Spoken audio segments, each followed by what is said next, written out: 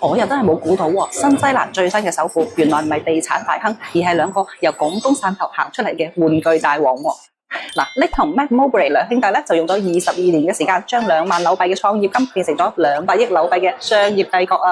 嗱，佢哋嘅創業故事堪稱中國供應鏈加新西蘭創業嘅完美結合喎。咁喺2003年咧，18歲嘅 Nick 同22歲嘅 Matt 咧就攞住父母借嘅2萬紐幣，逼喺汕頭老城區8樓嘅出租屋入邊喎，每日咧就食2萬紐幣嘅米飯同青菜。但係啊，佢哋喺騎樓下邊支起咗住塑機。嗱，佢哋嘅第一個爆款咧就係貝克漢姆電子寵物啦，但係因為抄襲風波就被 Walmart 拉黑多年。呢對新西蘭嘅小兄弟咧，就用最原始嘅方式理解中國製造，由模仿到創新。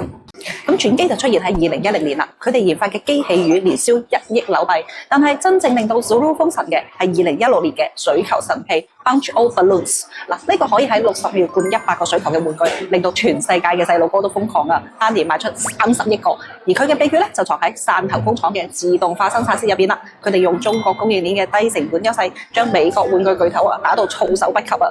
咁而家 Zuru 喺東莞新建咗10萬平方米嘅智能工廠，淨係金咪音糖果玩具年產能咧就達到3億個啦。而兩兄弟更加係將目光投向咗未來啊，用 Dreamcatcher 軟件實現咗住房設計嘅自動化喎。計劃2026年咧就向洛杉磯運送中國製造嘅智能房屋啦。咁口罩年嘅期間咧，佢哋逆勢收購中國工廠，利用短期嘅貨幣貶值紅利，完成咗產能升級。嗱，新西蘭首富兩兄弟咧帶俾我哋乜嘢商業啟示錄呢？由汕頭到東莞，中國製造業嘅生態令到佢哋實現咗低成本加高創新嘅雙龍驅動啦。